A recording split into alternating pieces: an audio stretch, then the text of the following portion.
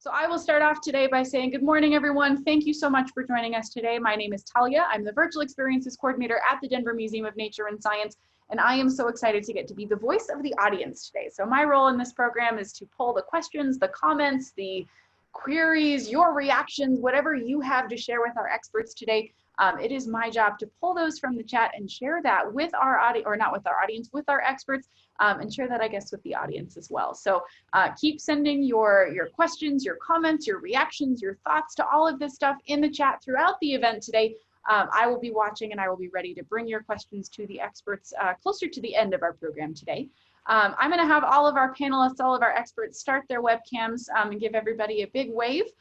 We have several people from the fields of water, fields of energy, of engineering, from oil and gas. We have lots of different perspectives represented today. And you know what? That's the whole point, is what we really want this event to be is we want it to feel like we're all sort of sitting around in the living room and having a discussion about some of these really important issues, and not just about water and not just about energy separately, but about how they intersect. We're really interested in the intersection of the two and how they overlap and how they shape policy, lives, I don't know, just the way that we think about water and energy here in our state of Colorado. That's really our goal today. So a couple of quick housekeeping items before I hand it over. As I said, please do send any messages, comments, questions that you have in the chat. We are watching that chat the entire time, and we do have it set so that you are not seeing each other's messages, but we are still seeing them. So send those at any time. And our icebreaker question for the day was, what watershed, goodness gracious. What watershed were you born in, and what watershed are you watching from today? So pop that in the chat. We are watching. It's always great to get to hear that from all of you. And with that, it is my pleasure to introduce Dr. Patty Limerick, who is the former state historian and the director of the Center for the American West at CU Boulder. She is going to take you through a little bit of what today's program is going to look like. We're doing this a little differently than we did last week, and she will also introduce our panelists. So Patty, I'm going to turn it over to you. Thank you.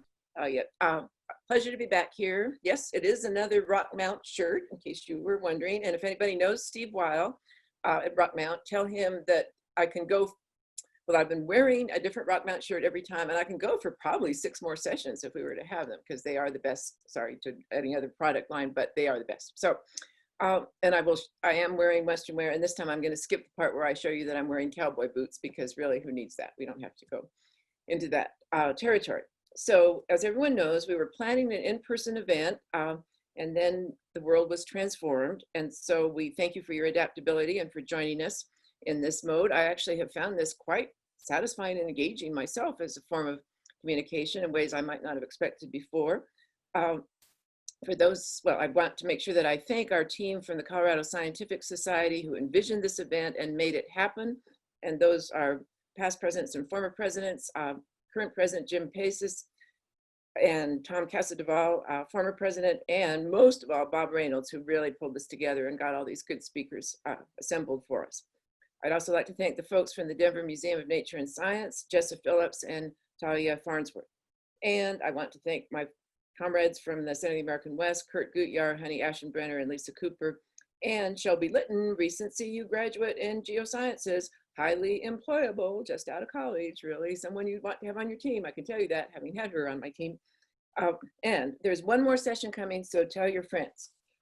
Now, we are changing our format, because this is the magic moment halfway through the program, the 4-part program for 2 weeks, where we have the foundations in place to now put the accent on the relationships between energy and water and to engage them in the same process of thinking. Running continuously, excuse me, through this enterprise is a focus on science and technology and human decision-making as we take on those 2 important subjects of energy and water. That has been central to all the sessions. Engineering and technology are featured in a good share of the discussion today, and I'm pleased to see that our panel is 50% engineers. That's pretty cool. And for all I know, some of the people who are not engineers, 2 of them might be married engineers or be parents of engineers. So I think we have got a good demographic cohort here of the profession. And that gives me the occasion to remind people, some have heard this already, I guess, but this was the Limerick rule I used to put out before 2020, which is that engineering is so crucial for our contemporary assumptions about life and how we live that before 2020, I used to say, and I hope that the engineers on the panel will like this, that no dinner party was complete until you had invited an engineer, because you needed someone to explain how things were working, why the lights were on, why there was water, how food had been produced and transported, and so on. Now that has been modified for the times, so Limerick's rule updated: no Zoom cocktail hour is complete until you have invited an engineer. And that, because of surveillance methods of our times, could be enforced. Some people could be snooped upon and made sure that there really is such a person represented. So engineers are going to be really in demand. Prepare for that, engineers. Then I do have a limerick. It's the only limerick that we're going to have today. Well, we'll wait a moment on that. Okay, that's a pretty good one, about engineers and our relationship to them. Though we would never want to be catty, engineers have made nature ratty. As they fill all our needs, we bombard them with screeds, which for some reason drives them all batty. So that's not, of course, my opinion, but that is my summation of what I think our attitudes are. For those of you who are joining us for the first time, I should explain that for time control, I didn't know what to do exactly on Zoom if somebody gets, as these people are all deserve to do, get excited and enthusiastic and want to keep chatting. If they are coming pretty close to the time limit for their remarks, I will put on the white hat because I do want to be a good guy. And then if for some reason the problem doesn't get resolved, then we go for the black hat. And so very effective. I recommend it. I will use it when we get back to in-person meeting, I think, whenever we do that. So I'd also like to say that this series represents a great moment in human civilization, which is an ending of the war between humanities and STEM, science, technology, engineering, and math. In universities, we have just locked into a sorrowful state of thinking this is the war that we are in. There's the humanities on one side of campus, there's STEM on the other side, we're at war. That's over. Can't afford that. There's too much at stake in the collaboration between STEM and humanities. So this program is a launching of the recognition that we are now in a state of armistice. There is a peace negotiated between STEM and humanities because it's just too important. The best technology imaginable still has to go out in the world and deal with human attitudes, human cultures, and so on. So just obvious reasons why we are now launching that. If anyone wants to engage in planning future celebrations of the armistice, the peace treaty between STEM and humanities, please contact me and we'll get to work on some more events. But this occasion is really a great one for that. So we have changed our format. Instead of 10-minute opening statements, we have shifted now to having much briefer opening statements where the panelists will say, I'll introduce them, but they will say a bit about their own background that brings them to participate in today's session, and they will just give us a sense of why they wanted to be in a conversation on energy and water. So we'll have 5 minutes or 5 or 6 minutes from each panelist. Then we have prepared questions, and we will go into interaction. The prepared questions all bring energy and water together in the same moment of consideration. That does not mean that the panelists abandon their expertise in possibly either in water or in energy, but that they launch from that base into this joined conversation on those two topics. The panelists don't know yet, that's a great surprise, what order they'll be giving their opening remarks. Forgot to tell you that. So we start with my favorite form of order in the world, alphabetical order, but we start and then we abandon that. So Tom Check will be first, and then Christy Woodward, we leap to the other side of the alphabet. Christy will be second, Tracy Kosloff will be third, and Seth Haynes will be fourth. So sorry for not telling you that beforehand, folks, but you're adaptable. So our first speaker is Tom Check. He currently serves as the co-director of the One World, One Water, oh wow, pronounced right, I hope there, Center for Urban Water Education and Stewardship at Metro State University in Denver. He was born and raised on a farm in Nebraska. Agriculture keeps coming up in our discussions, and now we have someone formed and shaped by that. In his years as the executive director of the Central Colorado Water Conservancy District in Greeley, he became one of our region's most thoughtful commentators on the issues of water management. So his relocation into the world of higher education in Colorado has been a very valuable development for us all. In the big picture of water education in the state, there's really nobody better to spend time with. So here we have Tom Check. Thank you. That's so kind, Patty. So it's exciting to be here. I'm the co-director of the One World, One Water Center at Metropolitan State University of Denver. And what that is, started 10 years ago. It's a program to create a water studies minor or certificate for any academic major at the university. And we have about 20,000 students that attend Metro State. And what's been really fun about this job, just a pleasure, has been working with the students and faculty, and then working with such a wide range of academic departments to help people learn about the basics about water in Colorado and the West and around the world. We have classes of water law, Colorado water law, and so forth. And we have students majoring in history, anthropology, engineering, the sciences, biology, but even in art and teacher education that are passionate about becoming water stewards, and they want to learn more about this. One of the reasons I'm excited to be on this panel is we're going to start a program at Auraria looking at the water energy nexus on our campus. And so the first hurdle to get over, what is the water energy nexus? And if I'm a student, faculty, or staff member on that campus, how in the world does that connection affect me? And then secondly, what can I do to reduce my water energy use, knowing that one has a positive or negative effect on the other? So that's one of the really interesting things about this panel for me today. And then finally, I grew up on a farm in Nebraska, and we used wind power to get our water on the farm, a windmill. And it's interesting, if you go back generationally and so forth, some of the old ways that things were done in terms of water energy were quite sustainable. Didn't have air conditioning or those sorts of things, but let me tell you that the first day we were able to have air conditioning, we sure put it in, because some of the old ways are not that pleasurable or enjoyable. And that's the struggle we have, is how do we use all these modern conveniences we have today that rely on water energy, and at the same time be good stewards of water and energy consumption. I'll stop there. Well, great. Thank you so much, Tom. That was really interesting.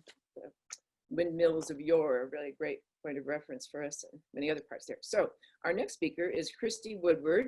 She serves as the Senior Director of Regulatory Affairs for the Colorado Oil and Gas Association. She leads COGA's regulatory strategy. Before joining Colorado Oil and Gas Association, Christy brought with her to COGA 2 decades of experience in civil and environmental engineering, design, and project management, including working on the Clean Water Act and Clean Air Act permitting and compliance, as well as wildlife and cultural assessments for energy projects on federal lands. Kind of training for this panel, really, in these 20 years or so.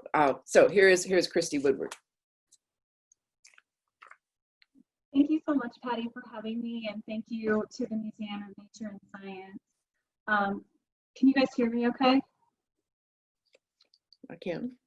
Okay, thank you. I got a double reminder to unmute. I'm sorry for that. Thank you so much for having me. I'm very excited to be here today. I think I came to this panel with a recognition that I am an engineer by training, but interestingly enough, I do now a lot of public policy, a lot of regulatory work, a lot of stakeholder outreach. You know, one of the things that we strive to do at COGA is education and outreach, but also work with unconventional stakeholders. And so I'm really excited to be here today from that perspective. I also wanted to share with folks a number of rulemakings that happened recently in Colorado. One, to advance our regulations around wellbore integrity for groundwater protections, giving Colorado some of the most stringent groundwater protection rules for the oil and gas industry in the country. We work closely with environmental stakeholders on that rule and regulation, as well as local governments, and ultimately kind of came to a consensus on it, which is something that we desire to do at all junctures, and something we're really, really proud of. Another thing that we do is speak ways to conserve water in our operations, in fracking operations and drilling operations, and not only conservation, but also reuse and recycling. Another recent rulemaking that happened in Colorado is a Water Quality Control Commission regulation around Reg 84 that modified that rule to allow for the use of reclaimed water in fracking operations in Colorado that had previously been prohibited. And so we at COGA, again, continually sort of want to try to find ways to have some of these crucial conversations around water in the West, and look to some of our counterparts in other states who can recycle up to 80% or more of their water, have clean discharge of produced water, et cetera. And so I'm happy to be here today, and I'll end with that and look forward to more discussion. Thank you so much for having me. Thank you very much, Christy. Now we're going to move to Tracy Kosloff, who is Deputy State Engineer with the Colorado Division of Water Resources. Before joining that division in 2010, she worked as a consulting engineer in the water supply planning field before joining that division in 2010. Now she plays a statewide role. This is quite a portfolio of responsibility here. A statewide role dealing with well permitting, surface water, use approvals, state legislation, water law, and, in case we left anything out, whatever else is necessary. So here is Tracy Kosloff. Thanks, Patty. Thanks for that really nice introduction. So I am another one of the engineers on the panel. And I was recruited to be on this panel because I used to work with somebody at the Division of Water Resources who was in touch with Bob Reynolds, one of the organizers of this event, and so suggested that I be here on the panel. And I happily accepted the invitation because as someone who works at the Division of Water Resources, I think it's good that we be part of discussions about water and energy in Colorado. Also, any event where Patty Limerick is going to be the Master of Ceremonies is something that I'd like to be a part of. I just think she's really great at helping us think differently about things. And so I thank you, Patty, for being such a big part of this program. So at the Division of Water Resources, we're a part of the Department of Natural Resources for the state of Colorado, and we have a couple of jobs that we do related to water. One is that we distribute water according to Colorado's system of priority water rights. And we also hold much of the data related to stream flows and water usage. So both of those duties, enforcing the rules about using water and holding the data about stream flows and water usage are important. And I think they're relevant to the topic about water and energy. For instance, it can help us answer the question about how much water is actually diverted in Colorado for use to supply water for energy. I also wanted to point out that there are 2 water agencies in the state of Colorado, and that can often be confusing for people. Both these water agencies are part of the Department of Natural Resources. So there's the Division of Water Resources where I work, and also the Colorado Water Conservation Board. The Colorado Water Conservation Board is the planning agency. And so that agency looks at stressors on our water supply, and they try to come up with plans for our future water supply. And so on Thursday, there's going to be a member of the Colorado Water Conservation Board. One of the staff members, Russ Sands, is going to be on the panel. And so he'll be talking about the state's role in terms of planning for Colorado's water future around energy on Thursday's panel. So just to wrap up, at the Division of Water Resources, we implement the law and we hold the data about water in Colorado. Implementing the law sometimes means that we can be a wet blanket when people are trying to come up with creative ideas for solving Colorado's water problems. We're a wet blanket because we know a lot of the details about Colorado water law, and so when ideas are proposed that simply aren't legal, we're the folks that say, that sounds like a good idea, but that doesn't work within the legal framework that we have. But this panel, and in a lot of other ways, we don't want to be that wet blanket. We'd rather be the folks who know a lot about water law and water administration. And with that, we can try to come up with creative solutions that do work within our system of water law. And so, again, I'm happy to be on the panel, and thanks for having me. Thank you very much, Tracy. Sadly, this has really set off an ambition in me that I didn't know was there, that now I want to drop everything and write a history of wet blankets in Western history, because I just think we have not paid enough attention. And it's easy to think, oh man, they just get in the way. But in fact, they're often giving us cautionary remarks that we should take to mind. So look forward to Patricia Nelson Limerick's forthcoming The Wet Blanket in History. And Patty, yeah. there's a good water pun in there, you know, wet blanket. Yeah, I was going to say a soggy history. I was going to say that, but what were you going to say? Yeah, I was just saying, you know, it's a wet blanket, so obviously there's some water involved. I missed the initial wet. Okay, really alert this morning. Thank you so much. That's really great. Okay, moving now to Seth Haynes. He is a research geophysicist with the USGS Central Energy Resources Science Center in Denver. Interesting that he went to college and graduate school in California, and one wonders if he is really, really happy. Well, we assume he's really, really happy not to be in California at this point in time and to be in Maine, in the woods of Maine instead, and also to live in Colorado when he's not in Maine. So his work centers on using seismic and other geophysical methods and quantifying the potential effects of oil and gas development on water resources and wildlife habitat, a topic that's already come up in a comment or two. This work includes analysis of data related to hydraulic fracturing and water production. So here is Dr. Seth Haynes. Good morning, everyone. Thanks, Patty, and thanks, Dr. Bob and all, for the chance to be part of this panel. I did want to take this moment to share a couple of slides and set the stage for some of what I'm going to be saying. Not sure why that's not.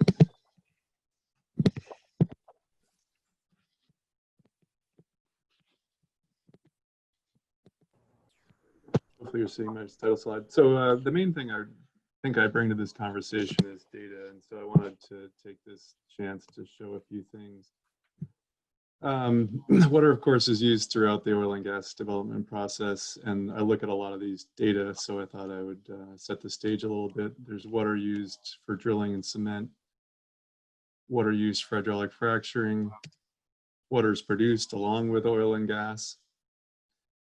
And for some reason, these discussions seem to be quite polarized. So I think it's often worthwhile to look at some data, because I would posit that if we want to be making good decisions about the future, we should perhaps be also learning from the past and the present. But worth asking and questioning, who is this guy and why am I talking at you? And I appreciate Patty's introduction. Just to build slightly on that, I'll say that I'm a research geophysicist. As noted, I'm in the energy part of the U.S. Geological Survey, which has some importance here. USGS provides objective scientific information for the nation, and we only do science. We have zero regulatory role, which for me at least is a great position to be in. And the focus is on is on resource management and federal land use decisions, but it extends much more broadly. There's a wide variety of science in the USGS.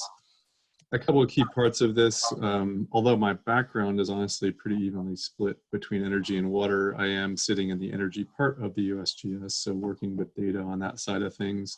I work quite a lot with people in water and other branches of the USGS. And I would say also that the USGS in this scientific information thing provides a lot of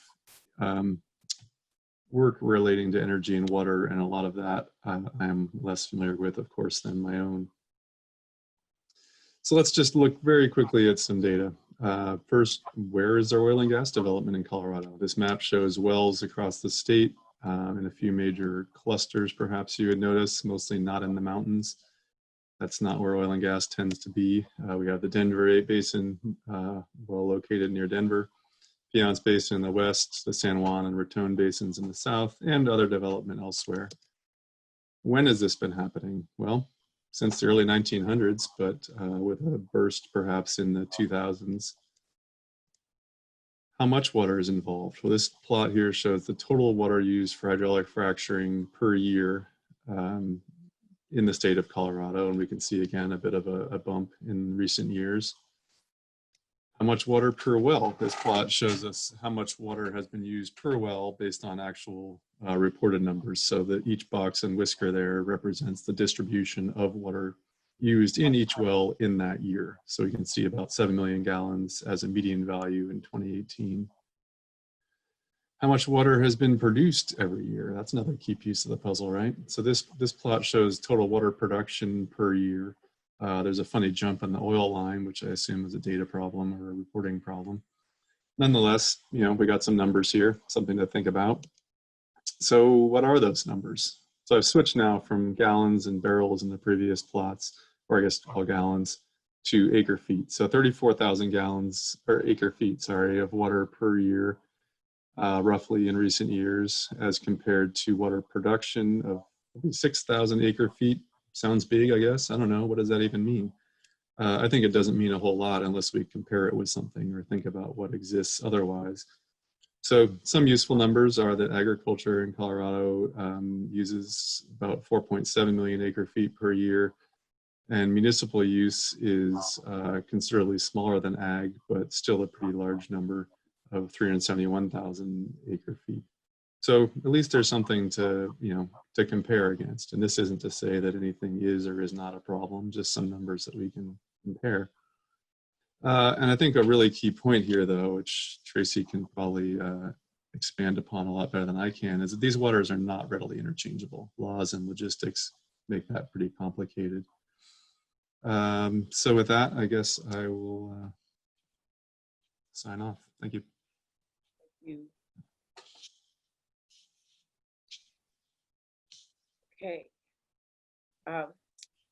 Thank you, panelists. What a spectacular engineering of time you all engaged in. That was really something to see. I don't know that I have ever, I've been a moderator for thousands of events, and I have never seen people so compliant with time. And so I will never want to be on a panel with anybody except you guys, because you say a lot and you say it so effectively, and you conclude. So now I'm talking too long about that and taking up too much time. So now we are really, really set to get going on some valuable and interesting questions.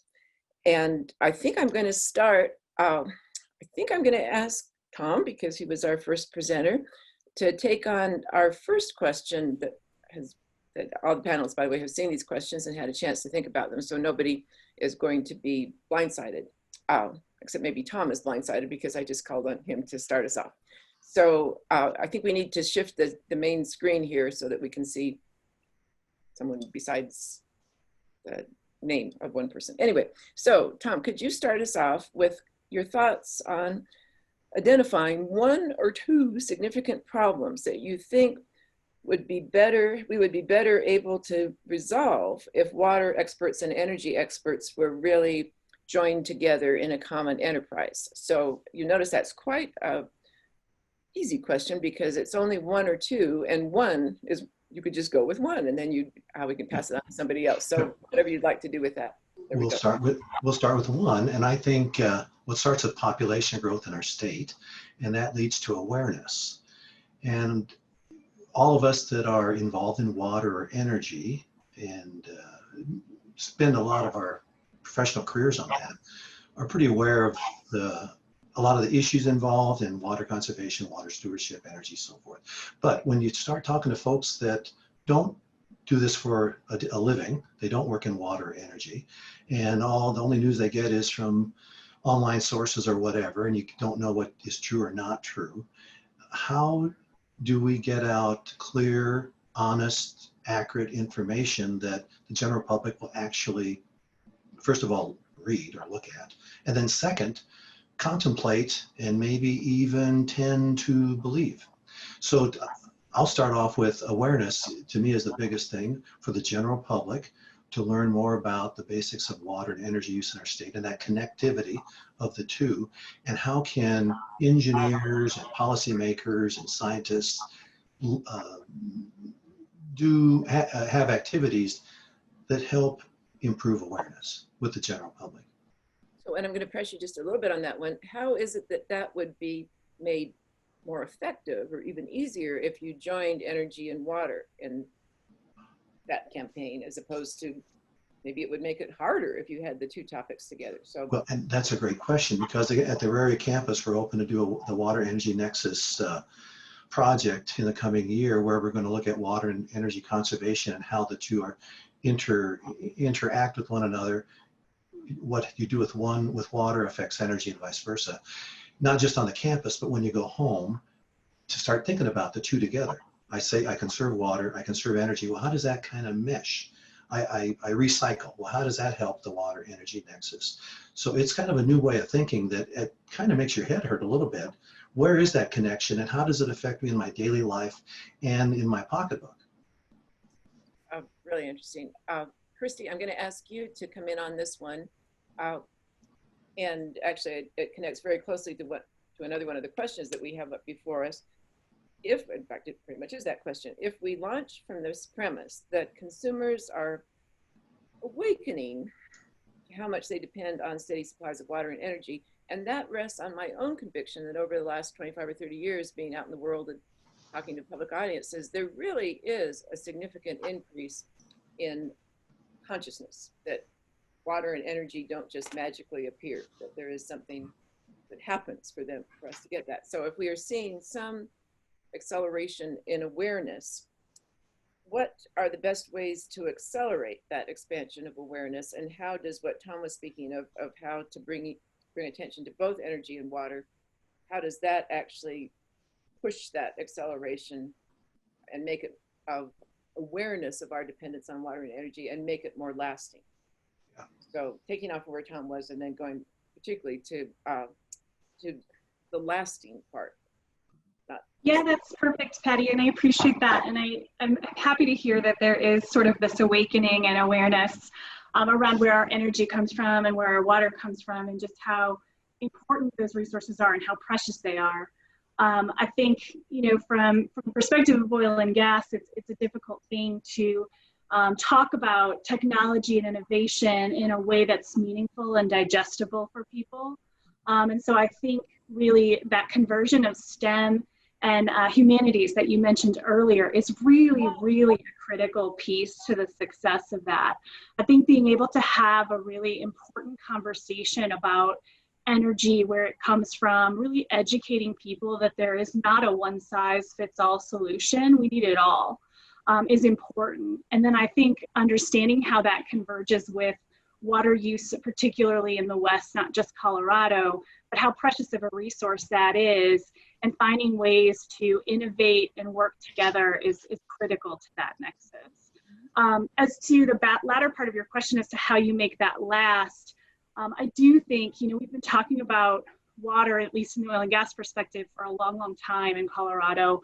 I feel like I spend more of my time on air now, and we're not going to get into that today at all, but I think there are more conversations that need to be had, and there's more innovation that needs to be had. But I think it's also important that we talk about the success stories that we have.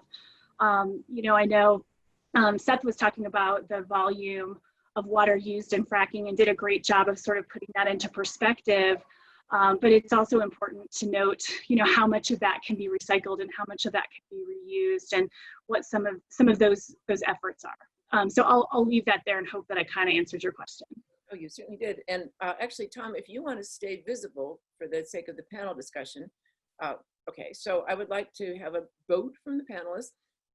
Do you agree with me that public awareness is improving on how important energy and water, how important they are to the well-being that many people have taken for granted for a long time? Would you agree with me that that is getting better? So all who would agree with me, and I don't know that I'm right or wrong, so your vote is completely open here. So how many would say, yes, I have observed an improvement in public awareness on both these issues? And then of course you get to vote no. Okay. So anybody want to vote yes? Okay, we'll do the excellent unit of the thumb. And I'm assuming we'll have it that Seth may be voting both ways because he remarked on how polarized this issue is, which I suppose a polarized, oppositional, antagonistic awareness is still an awareness. Actually, I wasn't necessarily voting against, more saying I'm not really sure. I don't have good data, I guess, to go back to that again. But my gut feeling is, yeah, I think it is improving, but I can't say that with a great certainty. Nor can I. So Tom, I think you were not voting for improving for the. So my perception is the awareness of water conservation stewardship has increased tremendously in the last 10, 15 years. And I think the same with energy. I was going to make a note that through crisis comes awareness, because back 15 years ago, we had the well shut down in South Platte Basin. And I got to tell you, you go to a restaurant and folks that were retired would come up to me and ask, now tell me about the intricacies of an augmentation plan and stream depletion factors and the historic consumptive use of sugar beets. Yeah. And I'm going, whoa, because 10 years prior to that, that was not a topic of conversation. So crisis, I think, brings out the increased awareness. Right. This question did not appear in your list, but in the other sessions, we have thought to ourselves, to what degree is the pandemic a game changer on this? Is there any room left in public concern and commitment for matters that are not about the virus? And I understand you're all out of your area of nobody's got any data really on this one. So Seth, we're all just in the soup here with you. None of us know what we're talking about. So just a really quick round on this. To what degree do you think the pandemic either gives better opportunities for public engagement or just says probably not for a while until the vaccine is in place? Quick thoughts on that? Yeah, please, Tracy. Well, one thing that I think we know is true is that the visitation to our state parks and other wilderness areas is way up during the pandemic. And I think one thing that can really do is bring to the forefront of people's minds Colorado's natural environment and our waters. A lot of the recreation that's going on has been focused around water and our state's lakes. And so, I don't know that it's highlighting much related to the energy industry, but I think people are definitely appreciating our natural environment and our water, and we're all potentially also paying more attention to wildfires that are going on right now. And one of the impacts of climate change is likely more damaging wildfires, and these things can all really be linked together: our natural environment, climate change, and a heightened awareness. I think of that is happening in Colorado right now. On behalf of, sorry, Tom, Tom, you're muted. Do you want to speak? Well, I was going to let Christy go. I was going to say, we know our Amazon delivery guy by first name now. I think that's a bad thing in terms of increased energy use. Yeah, Christy. Yeah, I can comment on the COVID issues too, but I wanted to go back to your other question about whether there is a public awareness and an increased public awareness. And I will own that I live in a bubble and see sort of the same people all the time and deal with a lot of misinformation that's also being spread throughout. And so that's something I think that's really a tough challenge for all of us to bring this sort of science to the table and conversation when you're constantly trying to prove a negative. And that's a real struggle. And so I don't necessarily see that improving. I think there's a lot of folks, particularly in the DJ Basin and the Front Range, talking to mothers in libraries about their air quality and their public health and groundwater issues and water contamination issues. And it's just simply not honest information. And so I think that's something that we're going to have to combat for many years to come. As it pertains to the COVID-19 crisis, I think we're going to see something very interesting happen, not only in Colorado, but nationally on the energy level. And I think that's going to come down to economic recovery. I think it's going to be really important to see where our resources come from and how they're put together. One of the things that I feel most passionately about in Colorado is that we really do use our natural resources that are at our fingertips to truly produce sustainable energy. And that includes solar power, that includes energy, it includes the natural gas, oil and natural gas we produce in our backyard. And I think to Tom's point about your Amazon delivery person, it's partly about pollution prevention, but true sustainability means farm to table energy, right? That you're producing something where you live. And we do that here, we do that really well. We do it under the most stringent environmental regulations in the state. And I think that's something we should be proud of, but I think it's also something we need to leverage to teach people in other states and nationally about. And I think it's going to be a big part, the balance of our energy in the state.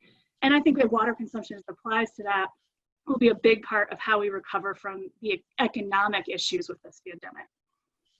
I told all the panelists that I think that the world could certainly profit from us modeling civil disagreement. So if anybody disagrees with anything that anybody said, I know you folks now, and I know you will do it with great grace and raise the spirits of your fellow citizens when you do it in that spirit. So just to mention that if anybody wants to take up anything that anybody said, by all means do that. So yeah, Seth, you were waiting to talk. Sure. Yeah, just to build on this idle speculation, provide my own idle speculation regarding the impacts of COVID-19. I think it sounds like Christy actually has more solid information perhaps, but I certainly don't, but I would say, I guess mostly building from what Tracy said, yeah, I think a lot of us have shifted our lives and our priorities and where we're doing things and how we're doing them. And within that, a lot of things have become quite a lot more hands-on and more direct. You know, for example, I'm at home using my air conditioning more than I would otherwise. So I'm seeing my electricity bill go up.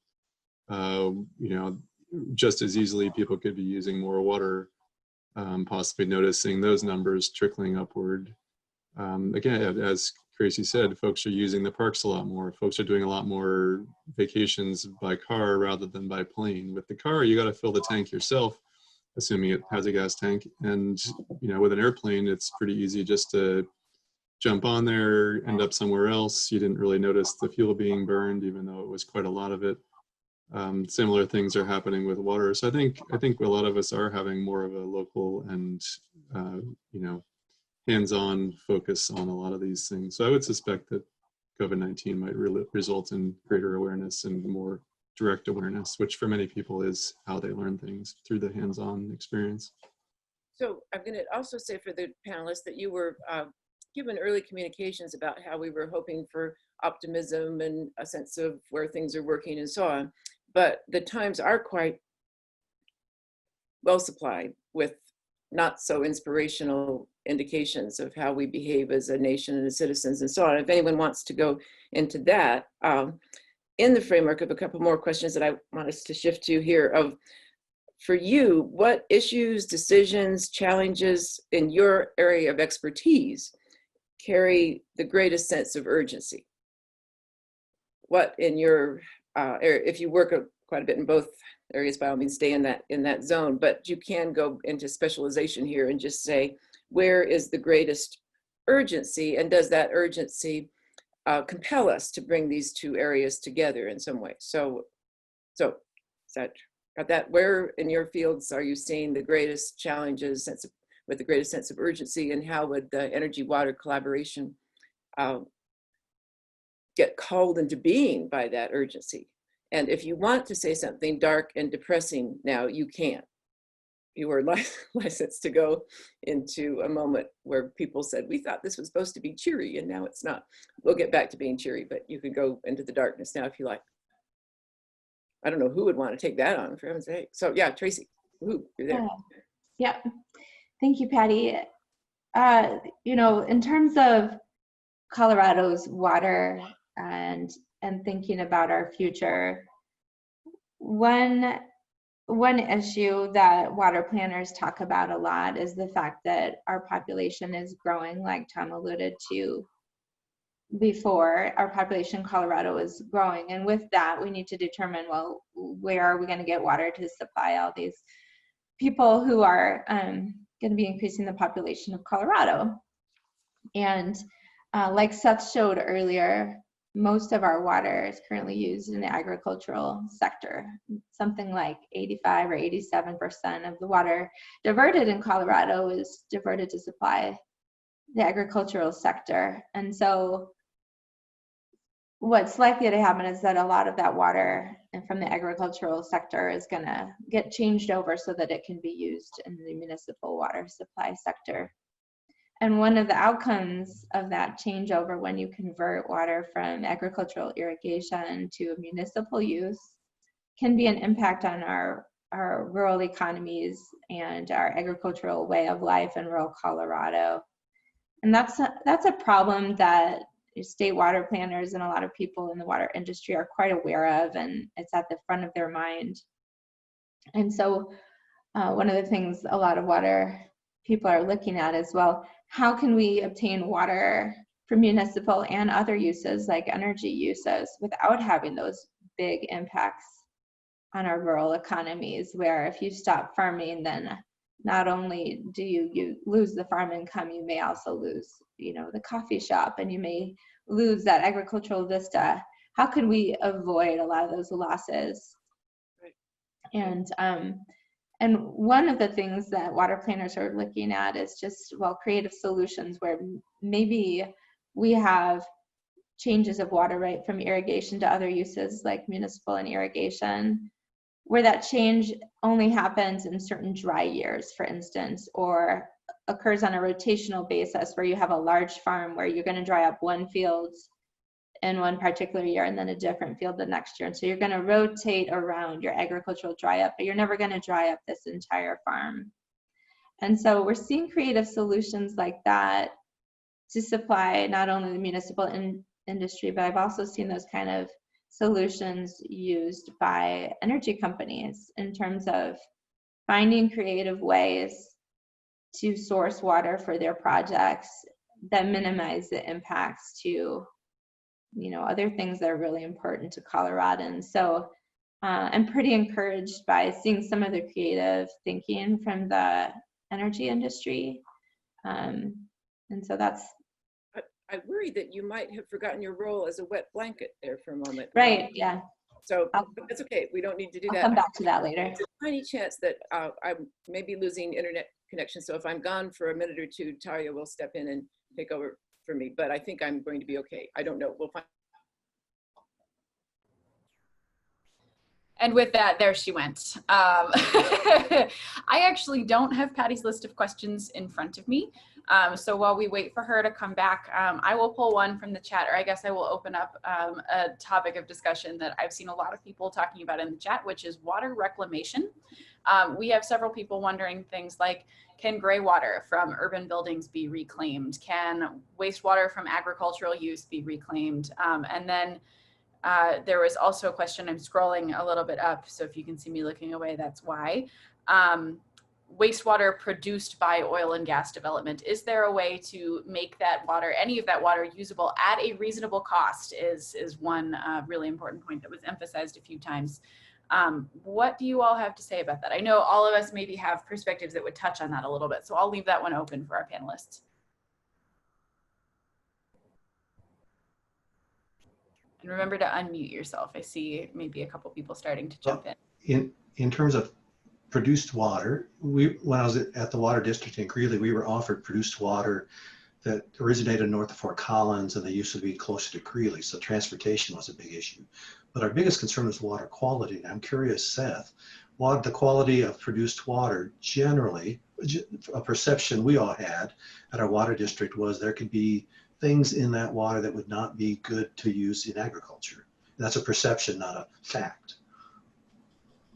Well, I should start off by saying that I'm definitely not a geochemist. I do hang out with them a fair amount, but beyond, yeah, maybe I wouldn't necessarily want to drink it myself. I can't offer a whole lot. I'm guessing Christy may have more to say about this and a lot more specifics on what it takes to treat and reuse these waters. So I'd be curious to hear her perspective on that one.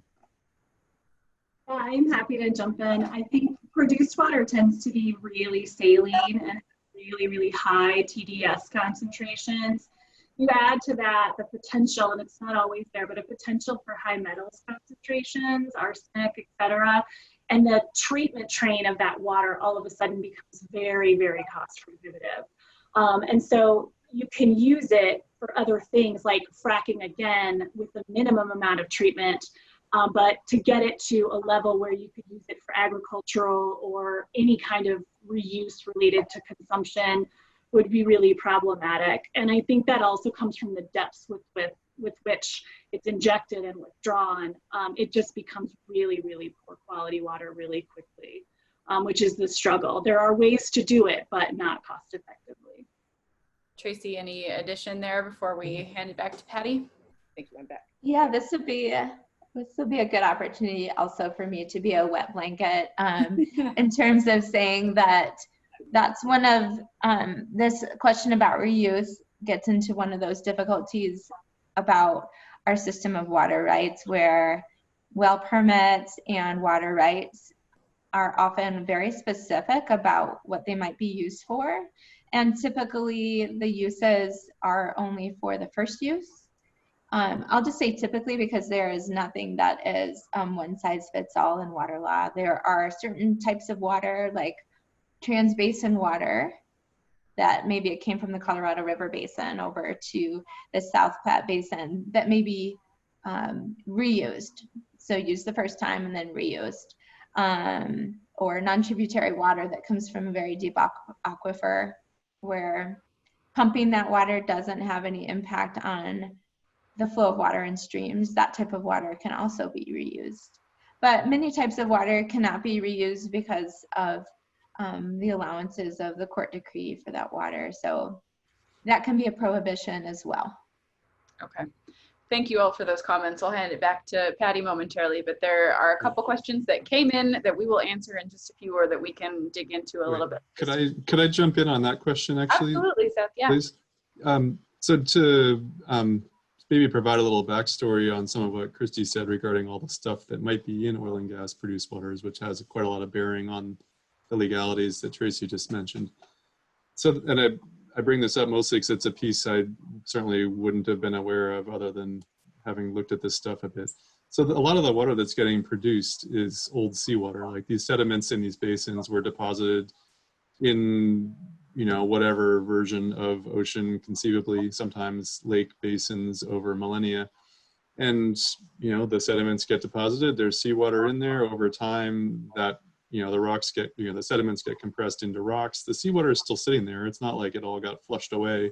There is some inherent water flow, but over time, these things just become a lot more saline because the water molecules exit more easily than the salt and other weird things like the, you know, whatever, arsenic, selenium, that kind of thing. So a lot of the produced water that comes from the formation where the oil and gas reside, that water is essentially old seawater, and it's going to be what old seawater is, which is kind of old and salty and gross, and you probably don't want to drink it. With that, there's also water that may have been injected for hydraulic fracturing, depending on the vintage of well and whether it was fracked and whatever. You know, there's also water injected that has its own set of chemicals in it, and those two may have their issues, but it's two separate parts. And I wanted to just point out the reason for there being the selenium and salt that Christy mentioned, because it's something I might not have been aware of. Okay. Well, thank you all for that. Any last points before I hand it back to Patty? Okay. Thank you. I'm sorry, I did disappear in the digital world for a minute or two there. Thank you all for carrying on it so well. In fact, when I came back, I thought, turns out I wasn't totally necessary here, but I'm going to proceed as if I were. So I have just a couple of last questions before we turn to the audience. And I do want to say, while on that subject I just came in on, that I have really been taken with the work of people like Zahi Kath at School of Mines, and they say we can get that water with all the gunk that you just described, Seth, we can get that to potable if you want to put the money in. So that's one of those things. It's not just this is fate and destiny. It's just what do we want to put money into? And I believe that those engineers who are working on water treatment really could go very far. But is that an expense that industry wants to pay? Maybe not. Is it an expense that the public works projects want to pay? I don't know. So I want to say that. And now I want to ask you the question about if you have a story from your own experience when you were collaborating with people in the other area of expertise. Was there a time when you were working away in your field of expertise and you realized that you needed to arrange a consultation with an expert in that other field, presuming the two fields are water and energy? Or maybe just a social event where you were chatting with somebody and you thought, well, now that's interesting. This person is dealing with some of the same challenges. I would certainly think that the fact that when you put infrastructure in place, time is going to move along, and the maintenance of that infrastructure, the upkeep of that, the people who all attended the dedication ceremony or the congratulations won't be thinking about how much the obligation to maintain and tend to. So I'm just going to see if somebody wants to go into that direction with the story, but I have made it much more open-ended. So here's the testimony to when you were working away and you thought, I need somebody from that other team. Okay, yes, so Christy, you seem to be ready to go. Sure. Yeah, I mean, in my industry, it's something I do all the time, both internally and externally. The science that goes into the production of oil and gas is significant, and I talk daily with petroleum engineers, air quality specialists, radiation specialists, you name it. And I have a degree in environmental engineering, which is somewhat broad and some broad experience.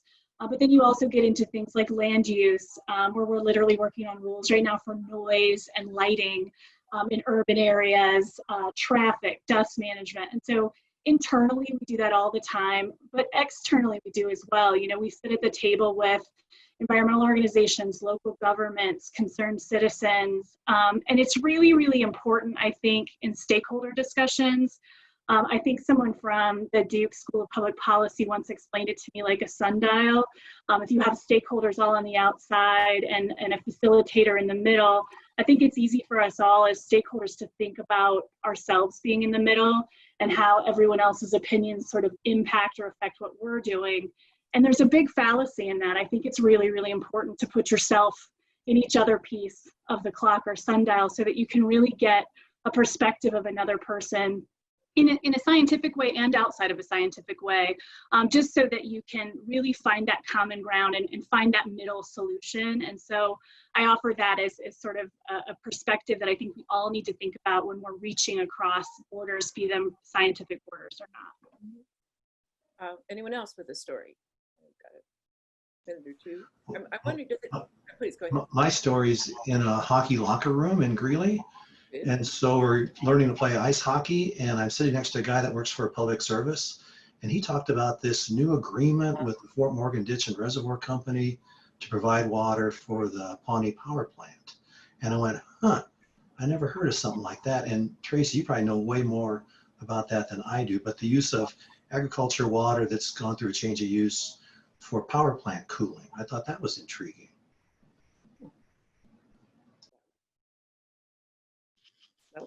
We are coming close to the limit of our time for this section. I do want to go back to, because it is a historian's question about longer range thinking. Once we have dams in place, once we have a producing oil and gas field, it certainly seems like the long-term monitoring of subsurface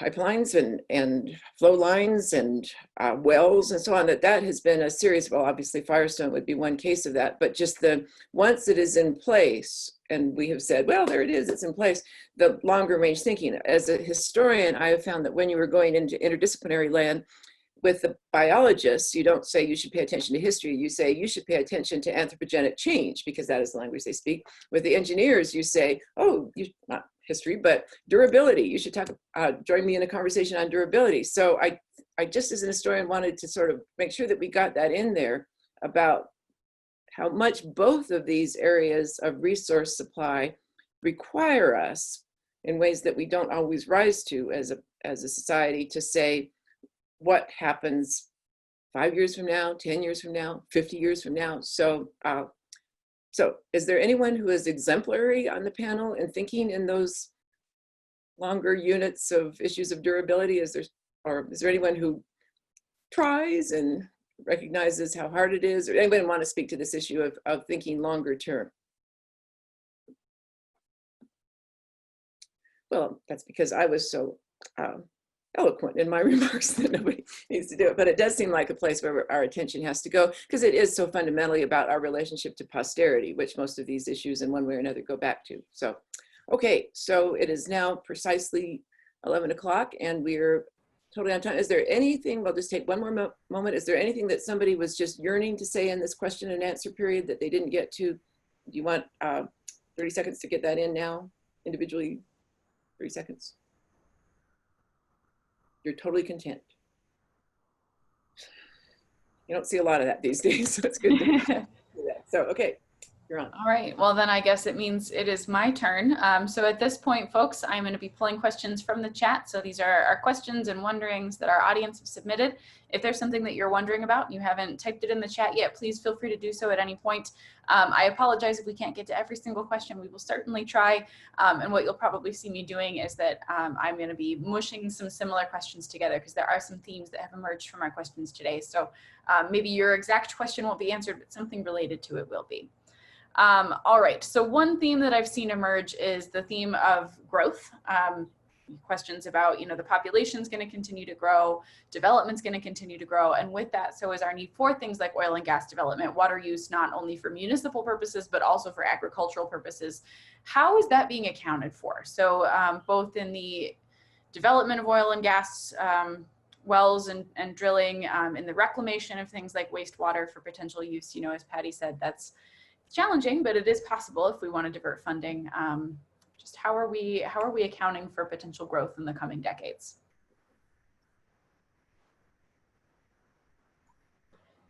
And I guess I didn't direct this at anyone, but yeah, Tracy, maybe you want to start? Talia. And I think what I'd like to do is take that as a bit of a setup for your panel on Thursday, where Russ Sands, who's on staff for the Colorado Water Conservation Board, is going to be part of the panel. I don't want to totally kick the can down the road because maybe whoever asked that, can't attend on Thursday. But in terms of planning for Colorado's water future and looking at what our potential futures are, the Colorado Water Conservation Board has developed Colorado's water plan and is in a continual process of updating it based on new data and science. And what they look at is things like population projections and projections for the needs for different industries, like the energy industry, 50 years out into the future. And they have a pretty cool way of looking at it. Maybe it's similar to something Lorna Katz from Denver Water talked about, the way they plan for the future, where you don't just plan for one scenario, you look at different scenarios for the future. Like there's a scenario in Colorado's water plan called hot growth, where not only do we have a hot future, but we also have a lot of population growth. And so of course that puts a lot of stress on our water. And so with that, you can project what the future water demands are and then try to think up some solutions for at least where supplies of water might come from. And I certainly mentioned one earlier, which is currently most of our water is used for agricultural purposes, and that water can be changed to other purposes by looking at the way it was historically used. And what that's going to do is just take water from our rural parts of Colorado where it's used to grow crops, and then it can be used to supply our growing cities. So that's definitely one solution for our future water supply. And with that, at least the state is quite mindful about the implications of drying up farms in rural Colorado, and how can we look to minimize impacts on rural Colorado when we do take water away and use it for other uses. And I guess I just need to add too that maybe the way I spoke about it sounded like the state would make decisions about actually taking water from one use to supply another use, and that's not what I mean. Water rights are a property right, and so farmers are able to sell their water right if they want to, but nobody's going to force that to happen. Okay, thanks for that answer. Is anyone interested in adding anything on to that? I'll just ask a question actually of Tracy. So the part of it that has always jumped out at me is, ag's using a huge amount of water. Is there a way that they could use less water, that user group could use less water without overly impacting the way of life? I don't think any of us want to tell the farmers to stop being farmers, and I think we all like to eat, or I certainly do.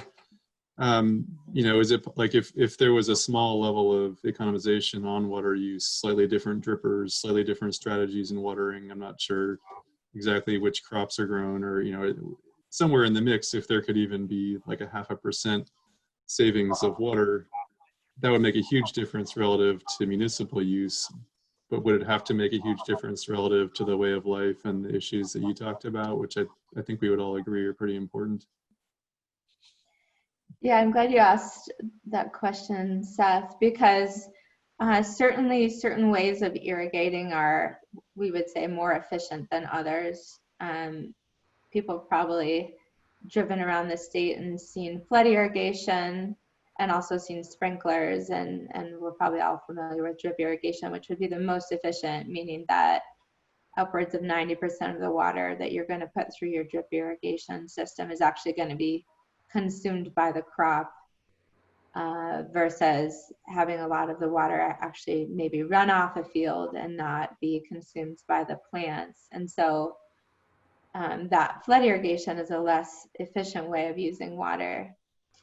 And you know, people ask about those more efficient methods of irrigating, and it's true that that would result in less diversion of water to irrigate the same field if you have a more efficient method. But one thing that is not always, that people aren't always aware of, is that unused water from flood irrigation, it returns to the stream system. And sometimes it returns with a delayed effect because it might percolate through the groundwater and then slowly make its way back to the stream system. That water actually ends up being diverted downstream by other water users. And so it, in a way, some of that inefficiency is just a way of returning water back to the system for use by others, and maybe changing the timing. And so, you know, there's implications of improving our efficiency in irrigation that might actually affect other water users' ability to also use the water for other uses. So, so it's not a silver bullet, I guess, is all that I'm saying, that there could be benefits of reducing those diversions, but there would also be other implications for downstream water users that we'd want to be aware of. So I just would like to add to that, because it was a student who brought my attention to this. I was such a fan of the idea of ditch liners in agriculture. I just thought, yes, why would you not do that? But exactly the point that you're making, that in fact, that interrupts recharge. That really is quite a disruptive idea. So here I just thought, oh, the agricultural problem is so easily solved by ditch liners, and then it turned out, pretty complicated, partly for the downstream users, but also just for the ecosystem and for the creatures that might depend on that. So that to me was one of the great places of saying, this is more complicated than I want it to be, and have to live with that. So, and this is really an important topic, because there was a study of return flows along the South Platte River done back in the 1880s or 1890s, because the early settlers realized that the South Platte River dried up when it got past Fort Morgan. And so if you look at the water right dates downstream in Fort Morgan, and Tracy, I don't know the exact dates, but direct flow diversions downstream of Sterling, let's say, I believe are 1890s or so. You get up to the canyons up by Boulder or Longmont or Loveland, you're talking early 1860s.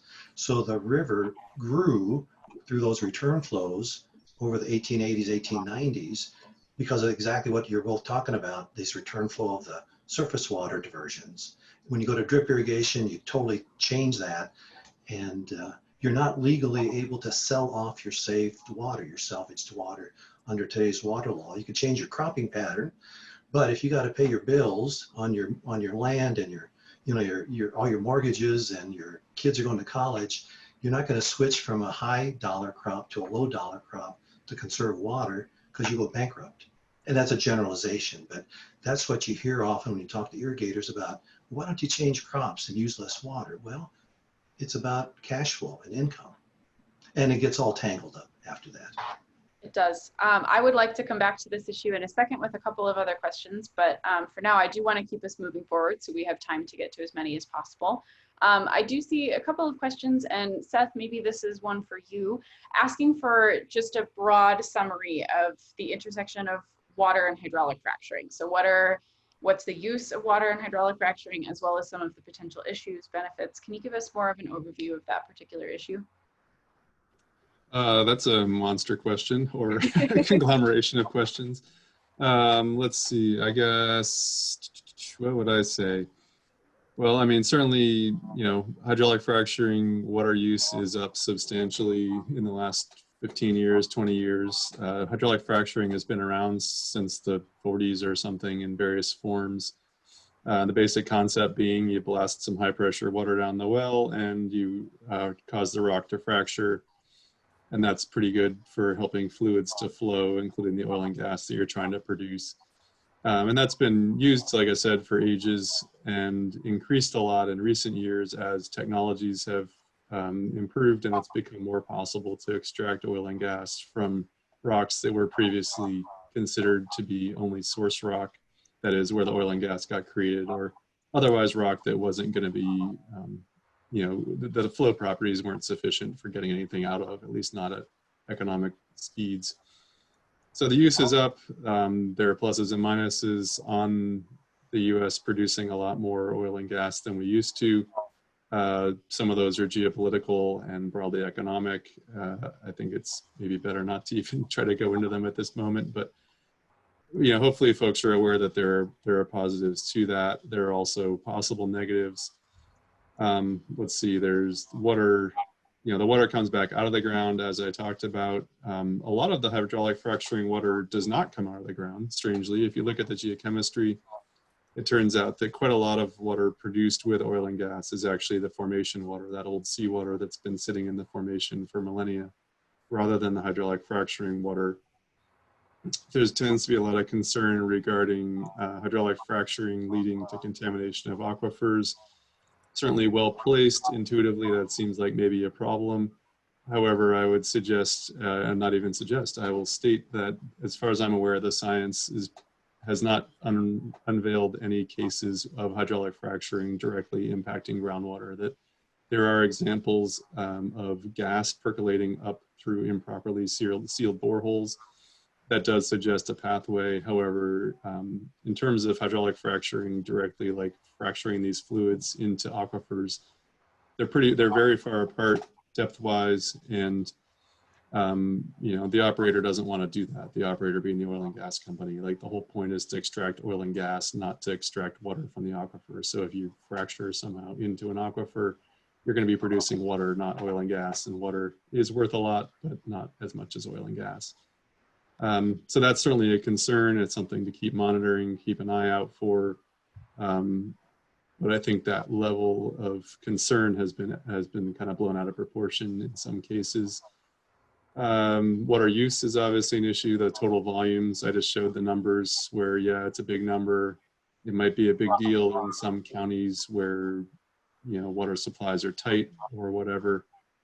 At the same time, relative to other major water user groups, it's not a lot. So I think it's more of an issue to be aware of in terms of transportation, local use. If we can get better ways or better incentives to be reusing the produced water for hydraulic fracturing, technology and transportation are part of that. That's a big area for improvement. That was a long, rambly answer.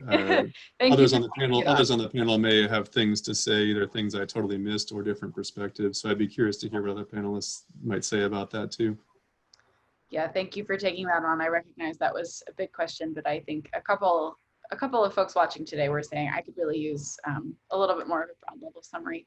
Are there any responses to that point? Otherwise, I do have another question that I would like to hear from everybody on just a little bit. I just have a quick response in that, Seth, I think you did a great job, and I would support what you said 100%.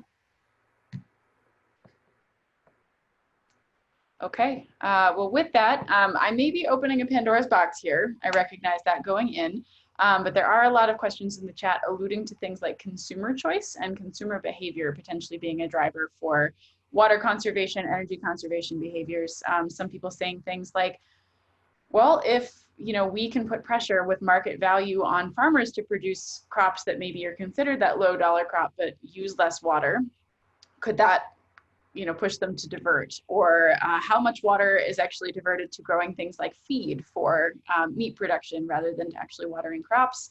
And one person has come out with the hard-hitting question, well, shouldn't we all be vegetarians? So what do you all make of things like consumer pressure and some of those questions around consumer choice and consumer decision-making as drivers of water and energy consumption?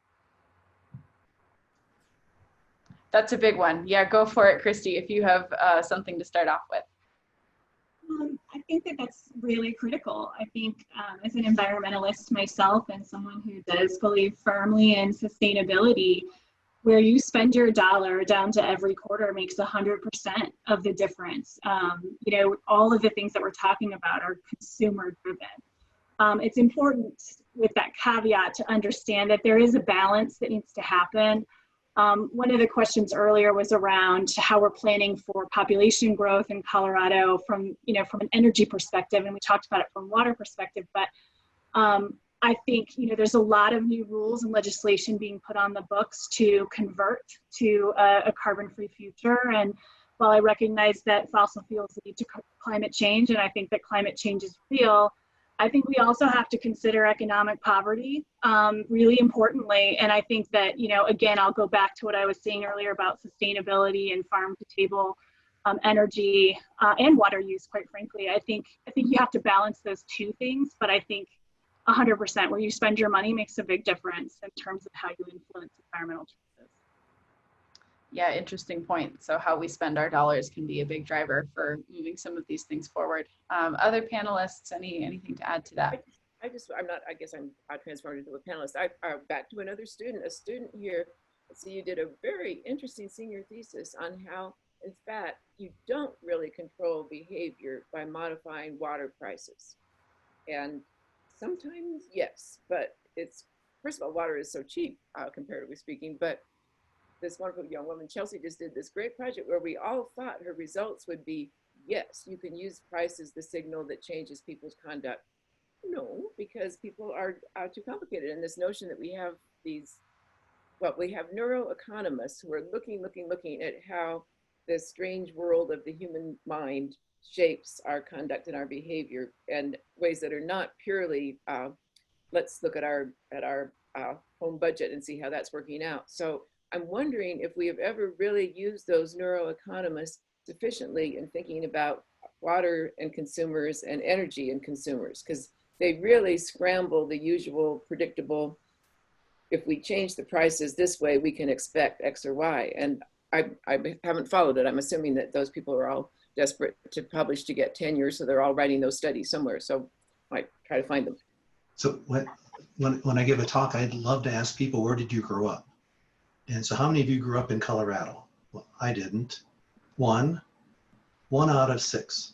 So if the other 5 of us would go back home where we came from, we would not have a water problem in Colorado or an energy problem. If someone tells me to go back home, am I going to do it? No. Why would I do that? Who would give someone the right to tell me what to do where I live? When you start talking to farmers about what they ought to grow or eat or whatever, you kind of get the same reaction as if someone told you to go back home from a place there was a paper, Buffalo Commons. This is 30 years ago. People should not live. The couple was from Rutgers University, I believe. People should not live in a place where buffalo used to roam because there's not enough water, there's not enough resources. Ought to go back home. It makes sense, but no one would ever do it. But the point was, we're living in places that are not sustainable without lots of anthropogenic changes. And that's what causes the trouble with our environment and so forth. That reminds me of, if I can add an editorial point for a moment, a fire ecologist I know has said, wildfire is not the problem. It's that people live where wildfires happen. That's the problem. So that's an interesting point. And I'm not trying to push any agenda by saying that, that's just an interesting perspective here. Christy, I saw you begin to raise your hand. I was just going to add a point of brevity to Patty's comment about her student's paper and just say that he probably has never talked to my dad about his water bill because I got told a lot as a child to conserve water, conserve energy, but I was just all kidding aside. I like it though. That's a good perspective too. The dads of society saying, don't touch that thermostat. Could that be the solution that we really need? I don't know, something to think about. Any other responses to questions about consumer choice? Okay. Well, now that said, consumer choice, we've got to increase awareness to get consumers to change behavior. I mean, we can, and how do we do that? That's the big question. I don't know. I just jump in there to say that those of us who are educators always get to the edge of deep melancholy when in policy discussions, people who don't teach students will say, well, the solution is education. And you think, try it, just try it. And education is incredibly joyful to participate in, but the notion that you put stuff before receptive young people and they say, oh, thank you, we'll just take that to heart. Not so much. And so that word education, I think, Tony, you must have, well, that's where you live and operate, but very cheerful things can be said about consumer education, which causes us to think, okay, if you figure out some tricks, tell us, because we've been in the business a long time. And with the consent, the best thing I ever heard on this, I always have to quote this, I usually do not go anywhere near borrowing Indian people's wisdom, but this was a Yakima woman who teaches young kiddos the Yakima language. And she was at a meeting I was at, and just as if we would all, as if there was no point in saying this, because we would all understand that, she said to us, I never work with a child, a Yakima child, until I have said, do I have your permission to teach you? So when she said that, I thought, well, that would explain a lot of my problems in life. I have forgotten to ask that question, but certainly with a public audience, do I have your permission to educate you? It's an important place to begin. And if you jump over that, all kinds of wacky things can happen. So sorry, just the educator yammering along there, which is part of why we don't do so well in classes, because we yammer the students out through now. Yeah, that's a good point. As someone with also an education background, yeah, it's not as simple as bring the horse to water. I've seen some other comments and questions come in about things like mandates. So this seems like a good potential place to shift over to that. And I do want to acknowledge we have about 7 minutes left. If we go a couple minutes over, that's fine, but we don't want to go too far past 11:30. I did see some questions come in earlier about things like mandating that farmers reduce their particular water use, or that utilities or hydraulic fracturing or some of the other, industry groups reduce or are able to reclaim a certain amount of their water, or even things like mandating that citizens use their water, their energy, whatever else in a particular way.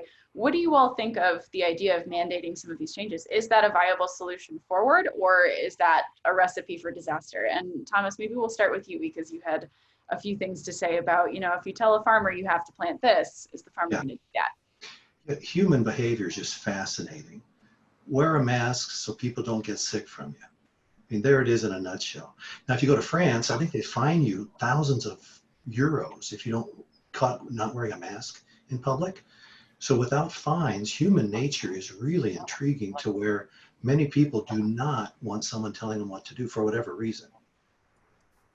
So human nature is a really intricate and touchy and thorny thing to work with and get around, or work with.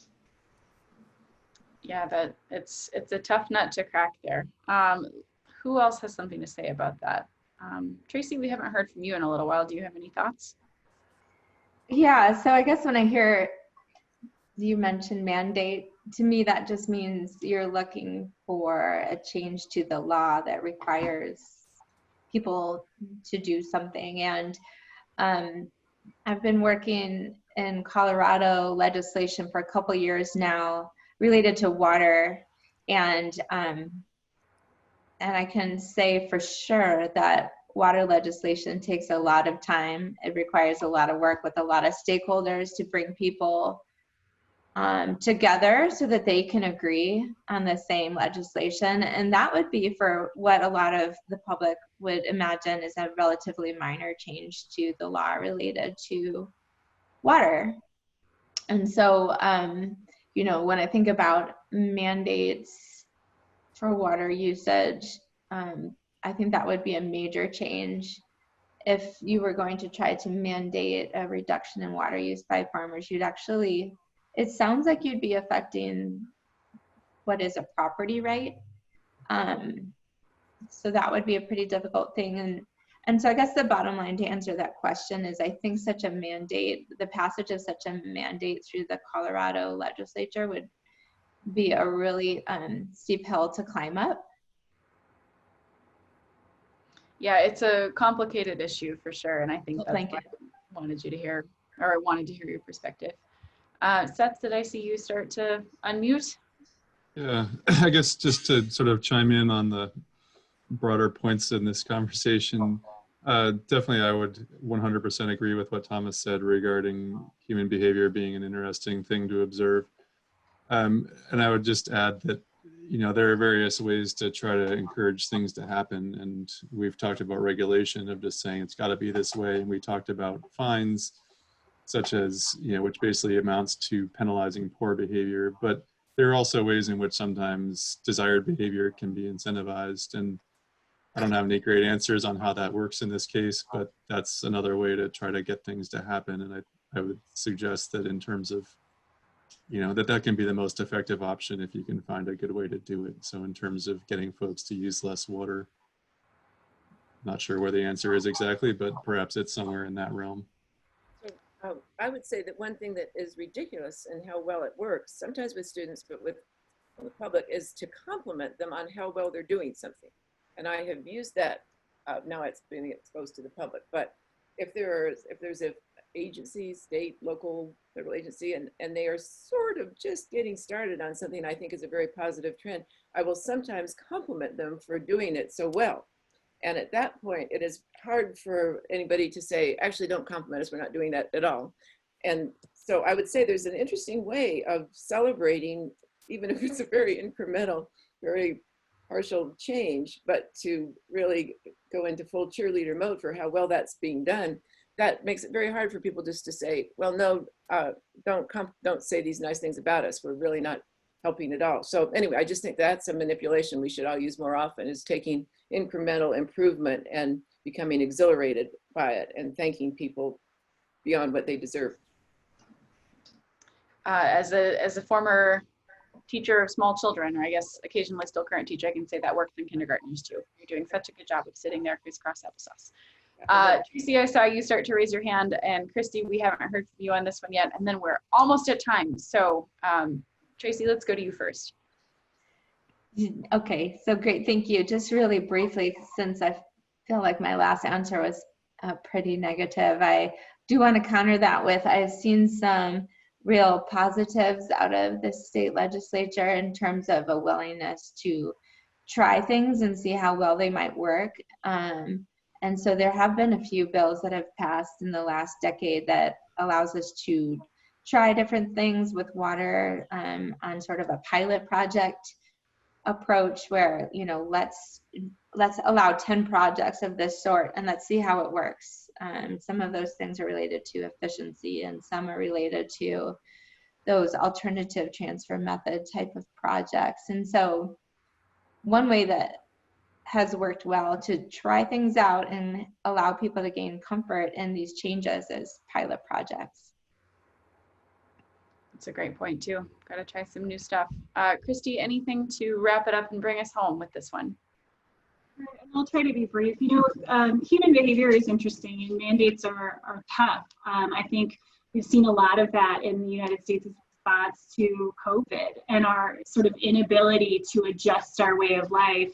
However, we have adjusted our way of life, and I'm interested to see some of the science that's going to come out of that in terms of what our impacts are on the environment and air quality.